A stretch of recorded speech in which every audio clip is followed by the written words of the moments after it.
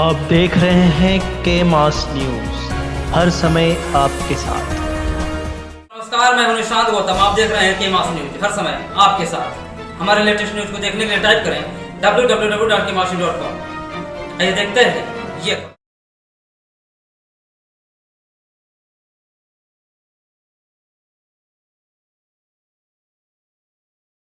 Sir, जैसा कि आज की ये जो बैठक है, आज इस बैठक का आपका उद्देश्य क्या था? आज की बैठक का उद्देश्य ये था कि हम लोग अपना ब्लॉक बूथ लेवल एजेंट चुनने के लिए सभा बुलाई थी और उसमें कई मुख्य सेक्टर प्रभारी उपस्थित हुए थे।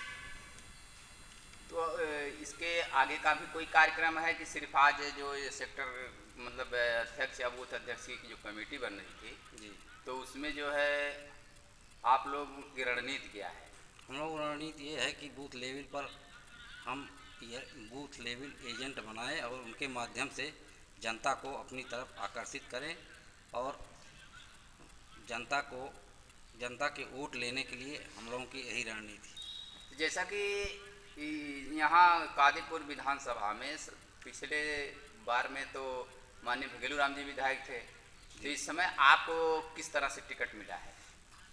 हमको टिकट बहन जी ने आशीर्वाद दिया है कि आप क्षेत्र में जाकर पूर्व में जो भी गड़बड़ियां हैं उसको सुधारिए और जीत कर कादीपुर विधानसभा से आइए ताकि मैं 222 में मुख्यमंत्री बन सकूं। सर, आपको बसपा सुप्रीमो ने कादीपुर विधानसभा से बसपा का प्रत्याशी प्रभारी बनाया है और आप यहां से 2022 में विधानसभा का चुनाव लड़ने वाले हैं, तो किस तरह से कैसा भरोसा आप बसपा के बहुजन समाज पार्टी के इस कादीपुर विधानसभा क्या परफॉर्मेंस रहेगा? हमारा परफॉर्मेंस ये रहेगा कि मैं सभी वर्गों को लेकर चलूँगा और अपनी जीत सुनिश्चित करूँगा। क्या आपको लगता है कि इस बार बसपा सत्ता में आ जाएगी? बिल्कुल आ जाएगी सत्ता। बसपा 2022 में बहन जी की सरकार बनेगी और कादीपुर विधानसभा क्षेत्र में विजयी होकर आएंगे हम। तो बसपा को पूर्ण सत्ता में लाने के लिए आपकी क्या रणनीति है? बसपा को पूर्ण सत्ता में लाने के लिए मैं तो एक विधानसभा देख रहा हूं, लेकिन हमारे पूरे प्रदेश में सभी जाबाज साथियों के ऊपर भरोसा है और विश्वास है कि इस बार बसपा की पूर्णतः सरकार बनेगी और बहन जी 2022 में मुख्यमंत्री बनेगी। तो क्या बहन जी की सरकार मतलब खुद की बनेगी पूर्ण बहुमत की या किसी के संगठन से? नहीं, पूर्ण बहुमत की सरकार बनेगी बहन जी की, अपने आप बनेगी। जनता उनके साथ है, ब्राह्मण समाज भी उनके साथ है, सर्वजन समाज उनके साथ है, बैकवर्ड भी साथ है, मुस्लिम भी साथ है, सब उनके साथ है। सर, हमारे चैनल के माध्यम से कादीपुर विधानसभा से आपको प्रभारी और प्रत्याशी भी निर्वाचित किया गया बहुजन समाज। आप कादीपुर विधानसभा की जनता को हमारे चैनल के माध्यम से क्या संदेश देना चाहते हैं?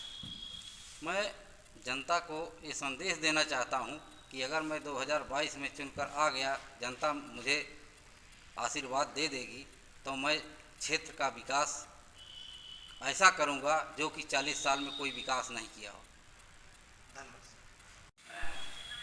सर, आपका नाम क्या है? अजीत विक्की नाम है हमारा। 191 विधानसभा से मैं हूँ। आप यहाँ पर किस पद पर नियुक्त किए गए हैं? देखिए, बहुजन समाज पार्टी में पद के मोहताज हम लोग नहीं हैं, ठीक है। बहुजन समाज पार्टी के हर सिपाही, हर कार्यकर्ता पदाधिकारी है और हर कार्यकर्ता ही जो है, संगठन ही जो है ये पार्टी है। इसमें ना कोई बड़ा होता है ना कोई छोटा होता है। एक सवाल आपसे है, इसके पहले आप भीम आर्मी के जिला अध्यक्ष थे, क्या ऐसा कारण रहा कि आप भीम आर्मी आजाद समाज पार्टी छोड़ करके बहुजन समाज पार्टी का दामन थामना पड़ा? जी सर, बहुत अच्छा बात बताएं। हमारे पूर्वज से ये बनाई हुई पार्टी बहुजन समाज पार्टी है, जिसमें मैं पिछले 2012 से मैं बहुजन समाज पार्टी का मैं कार्यकर्ता था। मैंने बूथ से लेकर सेक्टर तक, मैं विधानसभा तक मैं काम किया हूँ। 2017 में मैंने भीम आर्मी का एक संगठन बन के उभरा समाज के हित के लिए।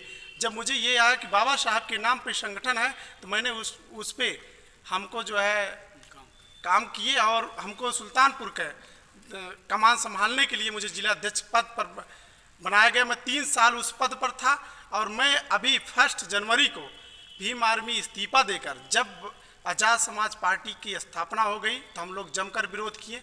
जब हमारी मूल पार्टी पहले से ही बहुजन समाज पार्टी है तो किसी अन्य पार्टी की आवश्यकता नहीं है, हमें और आपको मिलकर बहुजन समाज पार्टी को मजबूत करना है।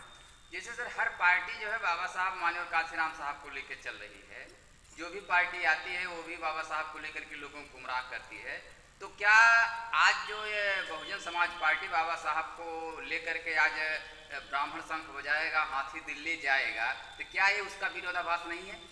देखिए, विरोधाभास बहुजन समाज पार्टी ये समतामूलक समाज की स्थापना करने के लिए, समाज करने के लिए भाईचारा बनाकर सर्व समाज को जोड़ने का कार्य कर रही है। और रही बात ब्राह्मण की, तो ब्राह्मण से हमें विरोध नहीं है। वाहन जी भी देखिए अभी प्रेस कॉन्फ्रेंस से उन्होंने संदेश दिया कि बहुजन महापुरुष जितने भी समय समय पर उभरे सबका मैं स्मारक और उनके जीवन को मैं फैलाने का कार्य की हूँ।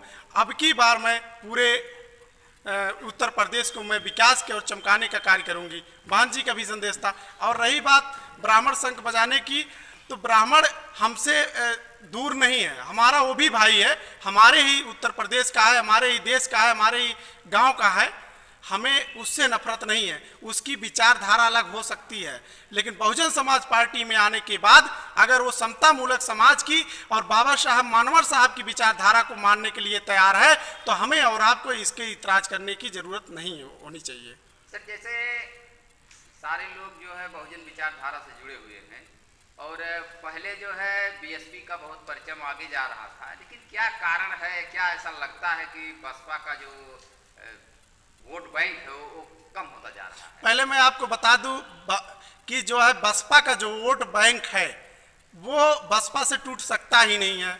जो स्वार्थी है, जो स्वार्थी हैं, जो अपने निजी स्वार्थ के लिए अन्य पार्टियों में अन्य लोगों की गुलामी करना जिनको पसंद है, वो बसपा के न कभी वोट थे और न कभी होंगे और न कभी रहेंगे वो साथ में। सवाल सर और एक जैसे कि सब लोग हल्ला मचा रहे हैं कि ईवीएम में गड़बड़ी होती है, तो क्या बसपा पार्टी ईवीएम का विरोध करती है? देखिए, सबसे पहले अगर ईवीएम का विरोध कोई किया था तो हमारी नेता आदरणीय बहन कुमारी मायावती जी ने ही किया था, लेकिन उस समय अन्य पार्टी के लोग समर्थन नहीं दिए और उसी का नतीजा था कि 2012 में 2017 में हमें और आपको इसका भुगतना पड़ा। क्या ऐसा नहीं लगता कि अब की बार भी ईवीएम में चोरी होकर के? देखिए, हम लोग ये चाहते हैं कि ईवीएम में वो कितना भी चोरी करेंगे, जितना वो चोरी करने के लिए सोचे होंगे उससे कई गुना प्लानिंग करके हम लोग इतना वोट अब की बार हाथी पर करवा देंगे कि उनकी जितनी चोरी करेंगे उससे 10 गुना हमारा वोट एक्स्ट्रा